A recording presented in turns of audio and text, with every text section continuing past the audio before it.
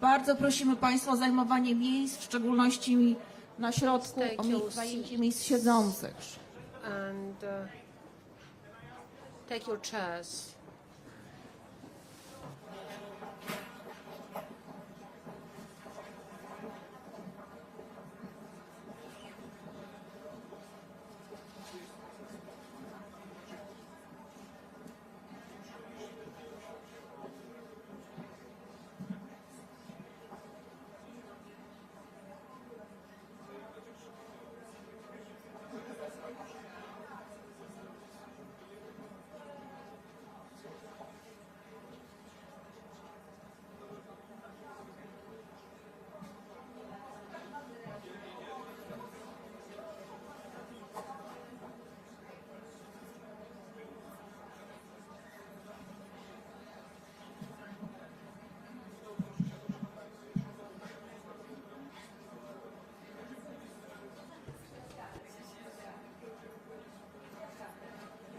English, English, English.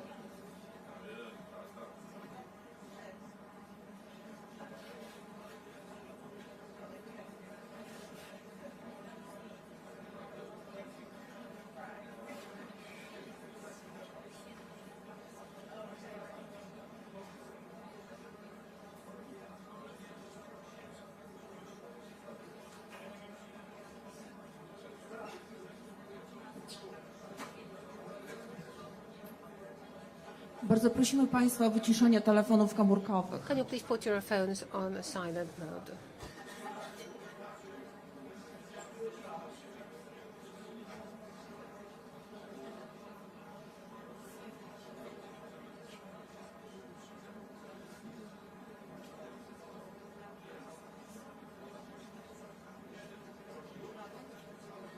Proszę Państwa, zaczynamy za chwilę. We are about to begin.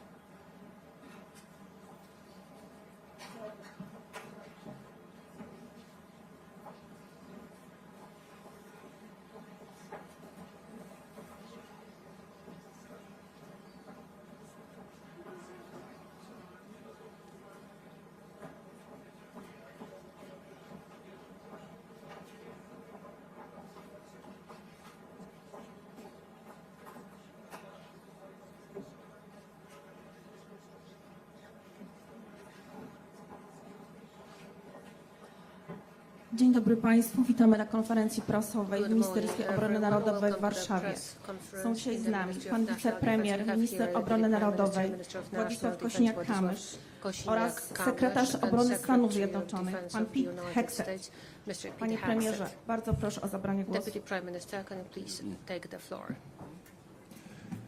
Dzień dobry, Szanowni Good morning. Państwo. Good morning, Wielki everyone. moment. It is a great moment. Wielki moment is a dla great mnie, moment for myself, dla mojej żony, for my którą wspólnie wife, gościmy, together with sekretarza obrony whom Stanów we are Zjednoczonych hosting wraz Secretary of z jego Defense małżonką. of the United Witamy Was States bardzo together with his serdecznie. wife. Welcome very Bardzo cordially. dziękujemy, że jako pierwsze miejsce Thank you swojej oficjalnej, for bilateralnej choosing Poland as the wizyty first venue pan of your sekretarz first official wybrał bilateral visit właśnie Polskę. to To decide jest to come wyraz to Poland. naszego It is, partnerstwa, to jest a wyraz testimony to our naszej partnership, wspólnej but it's also a przyjaźni, testimony wspólnej to our strategii friendship and, bezpieczeństwa shared dla strategy, Stanów Zjednoczonych, dla of Polski, dla security for the Europy United States, i for dla Poland, całego Europe świata. and the whole To jest nasz world. wielki obowiązek, It is our to jest great wielki duty. honor dla mnie It is a great gościć honor, dzisiaj for myself to pana host, sekretarza Pita Hegzetha w Secretary Polsce Pete Hegseth i rozmawiać na temat najważniejszych Poland wyzwań today and talk związanych z about the most bezpieczeństwem important challenges Polski, Stanów related to the Zjednoczonych, security of Europy i Poland, świata. the United Dziękuję za tą States, bardzo Europe dobrą and the world. dyskusję. Thank you very much for Mieliśmy a okazję very w good cztery oczy discussion. i później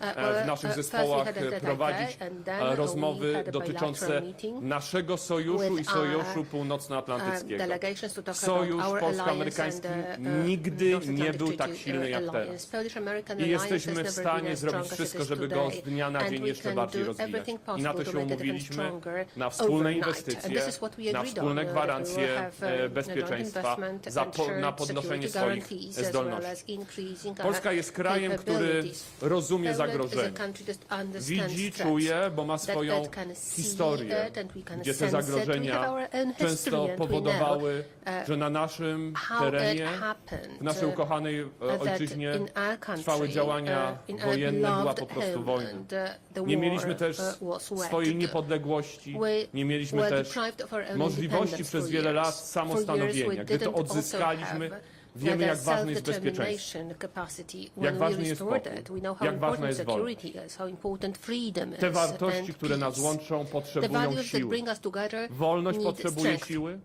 Freedom pokój needs potrzebuje strength. siły, The peace also bezpieczeństwo needs potrzebuje strength. siły. Security I nie ma tej takes a siły lot of strength. bez wydatków, And that strength bez is not pieniędzy, possible które without musimy wydawać spendings, na without nasze the money that we bezpieczeństwo, have to bez spend on podnoszenia naszych security, zdolności, without bez inwestycji w naszą increasing our armię, capabilities and sojusz investment in our armed i w forces, społeczeństwie. the alliance Wiemy o tym and dobrze the i to jest society. coś, We co know this perfectly wspólnie well, nas łączy. and this is Bardzo za to something that we dziękuję. definitely Polska jest share. przykładem. Thank you very much for that. Pan Poland sekretarz is an example dawał of ten such a przykład country, and publicznie w the Secretary of Brukseli, Defense że gave Polska an jest example of przykładem, jak Poland należy in dbać public o in swoje Brussels, that i Poland is sojusznicze actually bezpieczeństwo. an example Bo how wszystkie to działania, które care for prowadzimy, our own security and ochrona the allied granic, security, because whatever we do, 5% the wydatków na protection of our zbrojenie, borders, 5% modernizacja i of transformacja defense polskiej spending, armii, modernization and transformation of the zakupy Polish armed najlepszego forces, sprzętu the u acquisition of naszego the strategicznego state-of-the-art partnera equipment from a w dziedzinie strategic obronności, czyli w partner in Stanach the area of Zjednoczonych, defense, to which jest is United absolutny States. priorytet. And this is an absolute Wszyscy priority Polacy for są our country. pod tym Everyone in jednoznacznie Poland podpisani.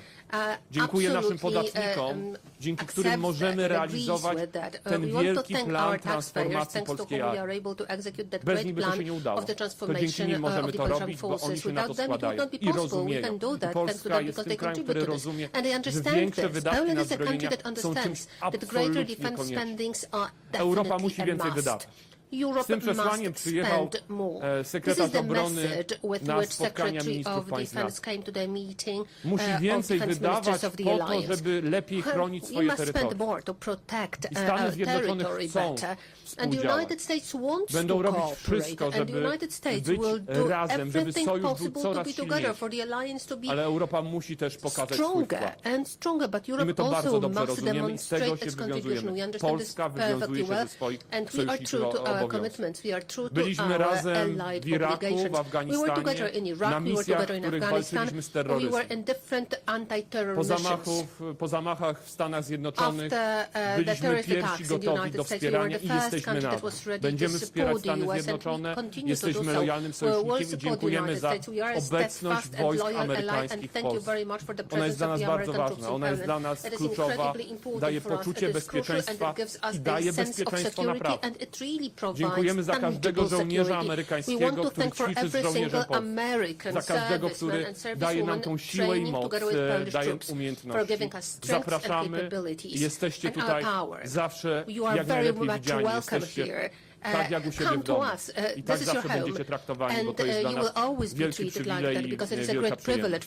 Cieszę się, że wspólnej rozmowy na temat przyszłości, kolejnych zakupów, które chcemy dokonywać w Stanach Zjednoczonych, a tych, które już dokonujemy, oczywiście będziemy kontynuować. Chcemy też rozwijać współpracę naszych firm zbrojeniowych, o tym dzisiaj rozmawialiśmy. Inwestycje joint venture, amerykańsko-polskie, po to, żeby podnosić zdolności produkcji, szczególnie amunicji, zdolności produkcji zbrojeniowej, która nie jest wystarczająca w Europie w tym momencie. Europa musi się obudzić. Europa musi inwestować w przemysł zbrojeniowy, a my chcemy tworzyć firmy joint venture ze Stanami, żeby też korzystać wspólnie z tych środków. Polska może być i powinna być hubem infrastrukturalnym, serwisowym, ekonomicznym dla Stanów Zjednoczonych. Naszą strategią jest być transatlantykiem, który łączy Stany Zjednoczone z Europą, bo Polska jest najlepiej do tego przygotowana i najlepiej rozumie też działania, które Stany Zjednoczone dzisiaj prowadzą. Ma chyba najlepsze rozeznanie. Po tej rozmowie jestem o tym święcie przekonany. Chcemy, żeby tutaj było centrum serwisowe dla sprzętu amerykańskiego, z którego korzystają nasi sojusznicy na wschodniej flance NATO. Rozmawialiśmy o ochronie polskiej granicy, też o nielegalnej migracji, którą zatrzymujemy na granicy polsko-białoruskiej i o wyzwaniach, które mają Stany Zjednoczone w tym względzie. I bardzo dobra też informacja. Wiecie, Szanowni Państwo, że trwa przegląd różnych wydatków w Stanach Zjednoczonych. Różnego rodzaju zarządzenia wydał pan prezydent Trump, zmierzające do tego, żeby przeglądnąć zasadność tych wydatków. Ale jest coś takiego jak Foreign Military Financing, fundusz na rzecz właśnie na przykład Polski, modernizacji polskiej armii, z którego korzystamy w wielu miliardach dolarów. I te zarządzenia prezydenta Trumpa o wstrzymaniu finansowania różnego rodzaju programów wsparcia, modernizacji, transformacji nie obejmują Polski. Bardzo dziękuję panie sekretarzu obrony za decyzję w tej sprawie, za taką jasne postawienie sprawy. To jest przykład. Jesteśmy żelaznymi partnerami, jesteśmy przyjaciółmi na dobre i na trudne czasy. Jesteśmy razem ze sobą. Polska i Stany Zjednoczone, Stany Zjednoczone i Polska to prawdziwi przyjaciele, a nasza współpraca będzie jeszcze na wyższym poziomie. Bardzo dziękuję, panie premierze. Bardzo proszę o zabranie głosu pana Hegseta, sekretarza obrony Stanów Zjednoczonych. Mr. Deputy Prime Minister, thank you for your incredibly strong words, which I echo and concur completely. Our friendship, our bond is ironclad, and we came here specifically to reinforce that. I also want to thank your wife for being a part of this as well today, and your entire delegation. The warmth of the Polish people is very, very clear. It is a privilege to be here, and I do want to emphasize that it's quite intentional that our first European bilateral is right here in Poland. The symbolism is not lost. In fact, it is intentional. We see Poland as the model ally on the continent, willing to invest not just in their defense, but in our shared defense and in the defense of the continent. Our relationship is strong every day. Poland, a strategic eastern flank. Poland, a staunch U.S. ally. Poland, as I said, model ally. Not only in words are cheap, but in deed and in actions. Poland leads by example on a lot of things, including defense spending, building up Polish military readiness. Yesterday in Brussels, we both talked a lot about spending and the need for hard power. Diplomacy is important. Talk is important. Negotiations are important. But ultimately, beans and bullets and tanks and helicopters and hard power still matters. Poland understands that, and so do we. They're exceeding NATO burden-sharing commitments. and we're looking for even more ways to partner. You mentioned joint ventures, strategic partnerships. We are open and look forward to further solidifying how we can work together on as it pertains to our defense industrial bases. We want to achieve peace through strength together. Deterrence, that defense industrial base, that's Apaches, F-35s, HIMARS, Patriots, you name it. The more you have, the stronger we are. The more we can cooperate with those systems, the more interoperable our capabilities are, the better. I also want to thank you and the Polish people for the outstanding support of our forces that are deployed here. We have over 8,000 American troops in Poland. I had a chance to spend the morning with some of those U.S. troops. We ran the streets of Warsaw this morning in the snow. I'm from Minnesota, so I was used to it. It was about 25 to 30 U.S. soldiers and Marines. Had a chance to talk to them while we ran and did push-ups.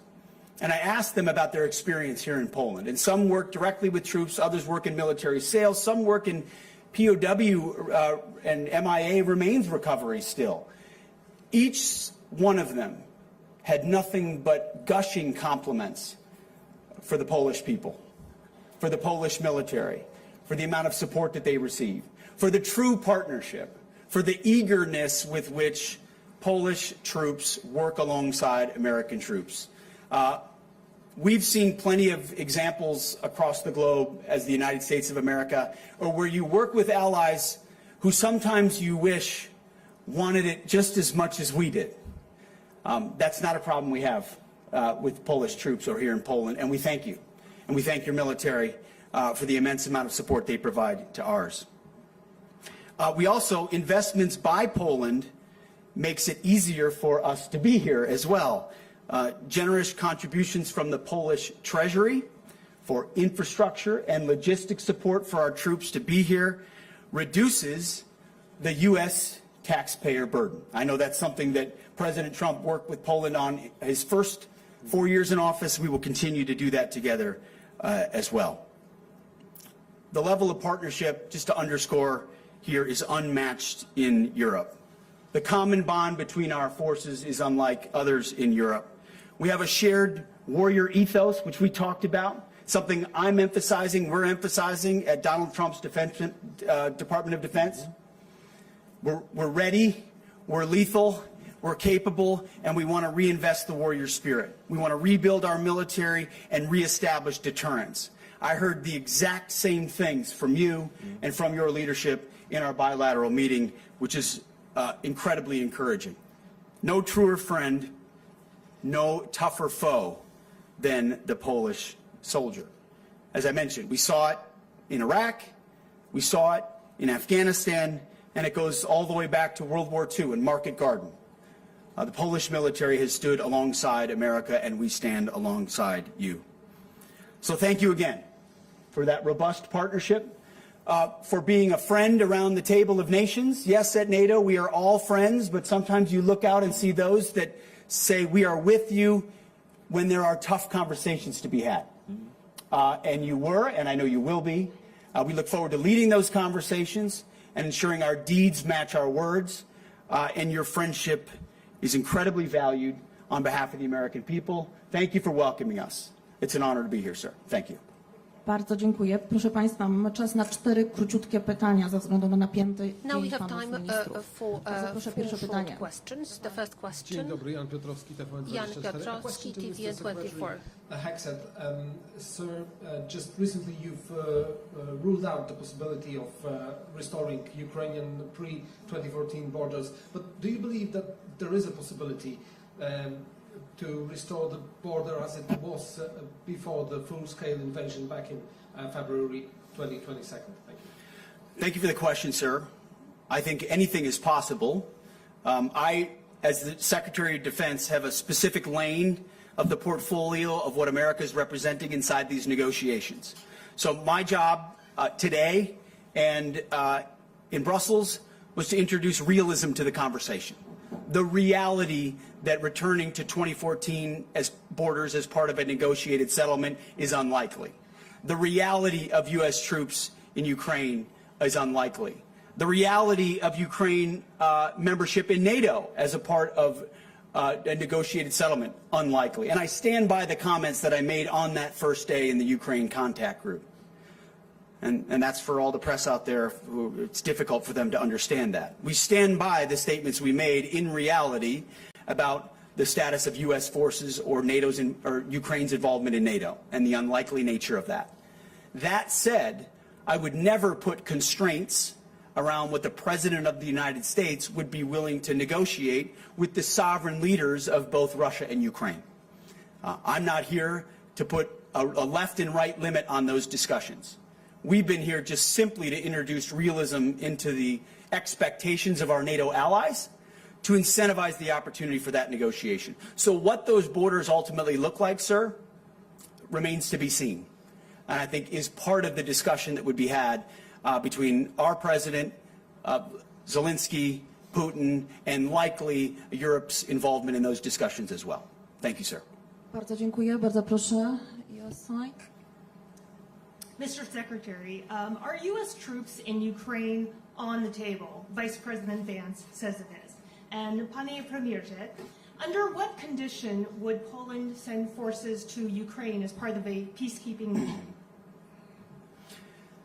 Well, the President has said multiple times inside his framework for discussions of this, and I just want to lay out that these are not comments or statements that I make in a vacuum or make without direct consultation with our team. So President Trump's national security team, from Mike Waltz to the Vice President to Secretary of State Marco Rubio, we're all on the same page. And our job is to ensure that our Commander-in-Chief, the President of the United States, has the full spectrum of options to bring this conflict, bring the killing to an end. And my message to the Ukraine contact group was, I do not believe, as a part of those negotiations, that U.S. troops will be on the ground.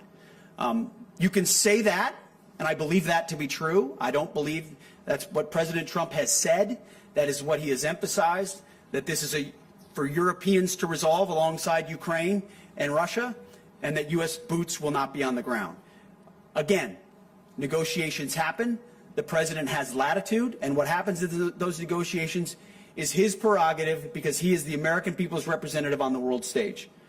There's no daylight in those conversations. There's no daylight between myself and the Vice President. We are collective advocates on behalf of the President. He reserves the right to have any option as he discusses troops and partnerships and investment opportunities and frontline limits. Those are all what President Trump will negotiate with his counterparts. Bardzo dziękuję, bo negocjacje się dopiero zaczynają. Dziękuję za to pytanie. Negocjacje, które prowadzi prezydent Trump, to jest pierwszy krok. O tym też dzisiaj rozmawialiśmy, że niektórzy uznali, że to jest finał, że nastąpił jakiś finał. Nastąpiło dopiero zupełnie otwarcie. I warto, żebyśmy sobie wszyscy w Polsce, ale w Europie, na Ukrainie zdali z tego sprawę. I to, co przed chwilą powiedział Pete Hegseth, jaki będzie finał, zobaczymy. To jest dopiero przed nami. Na pewno musimy być silni i zjednoczeni jako sojusznicy. I to jest pomiędzy Polską i Stanami Zjednoczonymi. Polska dzisiaj robi bardzo dużo, żeby wspierać Ukrainę. Robimy to od pierwszego dnia.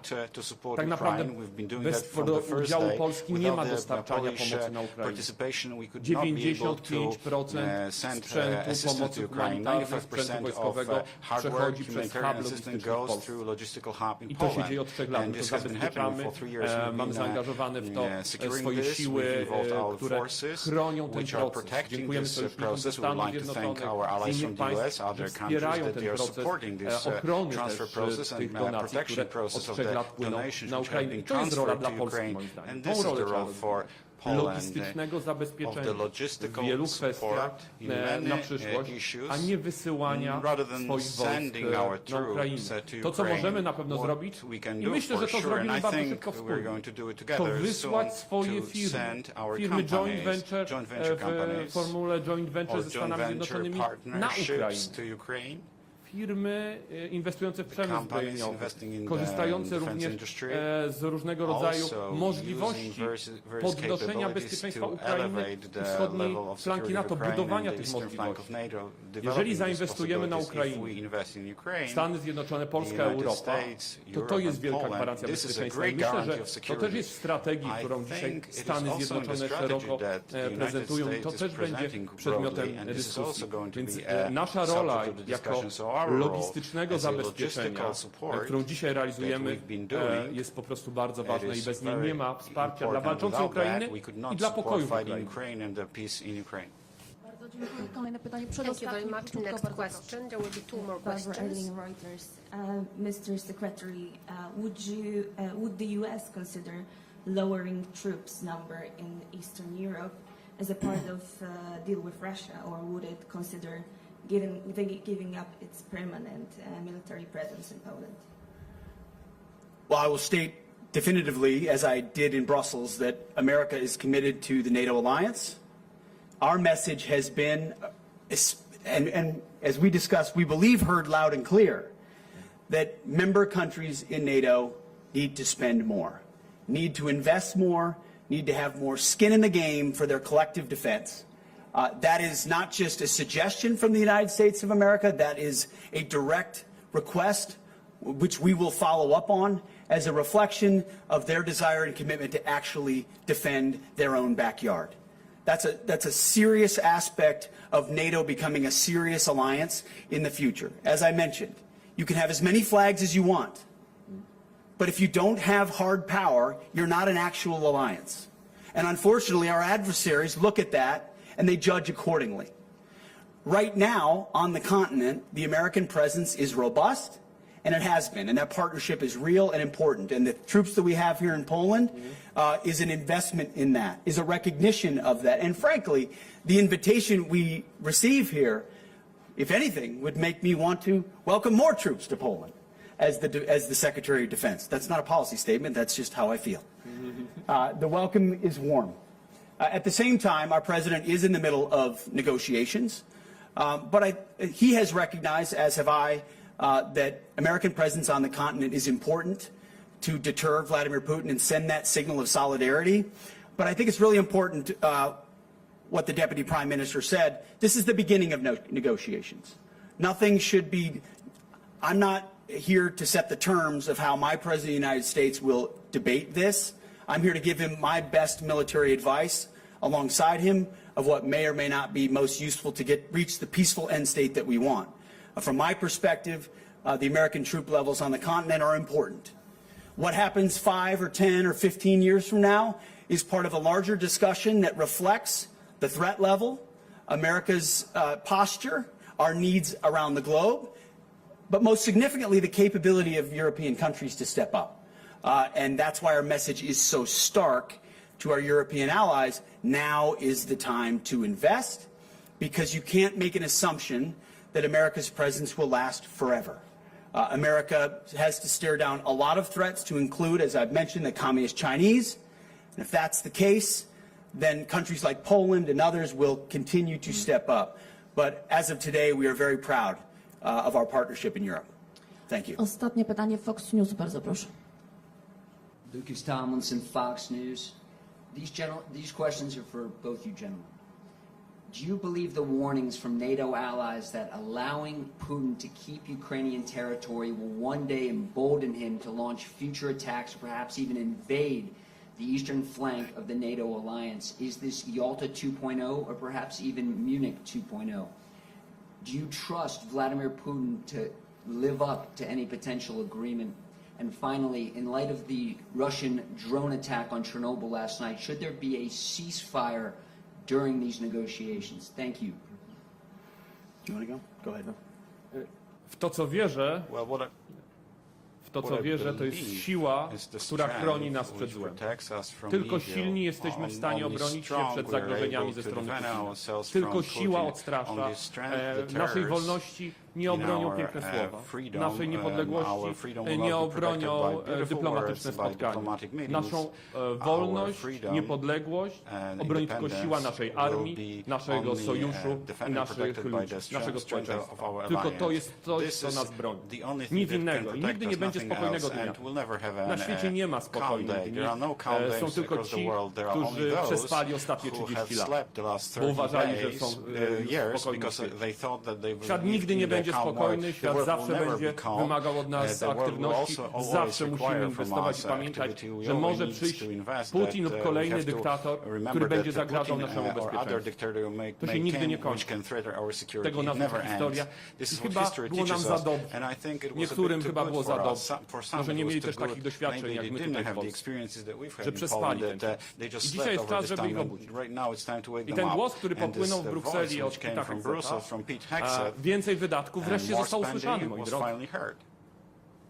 My o tym mówiliśmy, pokazywaliśmy i tego potrzebujemy. Nie po to, żeby zastąpić wojska amerykańskie w Europie, bo bez nich nie ma bezpieczeństwa świata i Europy. Tylko po to, żeby ich utrzymać tutaj. Europa musi pokazać, że tego chce. Nie w słowach i deklaracjach, tylko w czynach. I wiele państw europejskich już to robi, ale musi to robić jeszcze więcej, jeszcze silniej. My chcemy to robić i będziemy to robić. Więc nie ma innej gwarancji bezpieczeństwa niż Well, I appreciate those words, and I agree. First, your second question on a ceasefire. I think the president has stated that that could be part of a good faith aspect at the beginning of negotiations, which the president's goal is to stop the killing, end the violence and the death. Part of doing that could be a ceasefire, and that could be a welcome development. As far as Vladimir Putin being emboldened, he's gonna declare victory no matter what. You can expect that. No matter what the outcome is. Thankfully, the bravery of the Ukrainians and allies that came alongside them, especially early in the war, deterred and defeated Vladimir Putin from achieving what he wanted, which was all of Ukraine. So now you have a more defined front line, and whether he declares victory or not will be up to him. Whether he's emboldened speaks exactly to what the Deputy Prime Minister talked about, and NATO's willingness to step up. If NATO's response to this situation is to truly increase capabilities, truly increase inputs and spending, to think more like Poland, to think more like the Baltics, who are closer to the threat and recognize the reality of the threat, then I don't think Vladimir Putin will be emboldened by this outcome. It'll be a recognition that the collective ability of the West to deter him was something that actually happened. Is there trust there? No, I mean, you don't have to operate under a position of trust in order to negotiate a deal. But again, I'm the Secretary of Defense. It's not my job to read the mind of Vladimir Putin. President Trump will be the one at the table with Zelensky and Putin. You don't have to trust somebody in order to negotiate with them. But as Ronald Reagan said, if you don't trust, you need to verify. And so there will be a follow-up in ensuring that whatever peace is negotiated is a lasting and enduring peace. Thank you, gentlemen. Dziękujemy, panie premierze. Panie sekretarzu, również bardzo dziękujemy. Miłego dnia państwu życzymy. We good? Oh my goodness.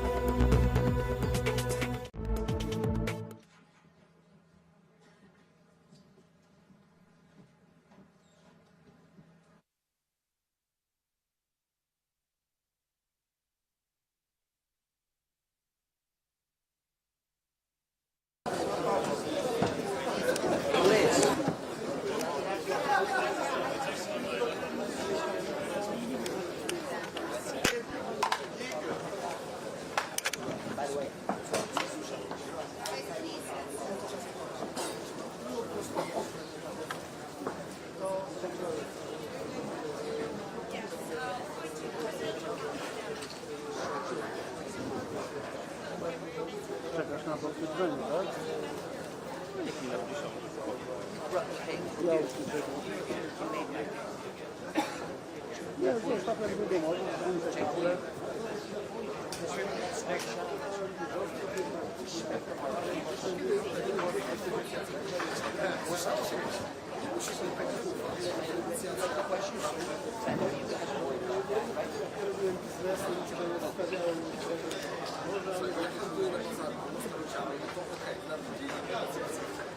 I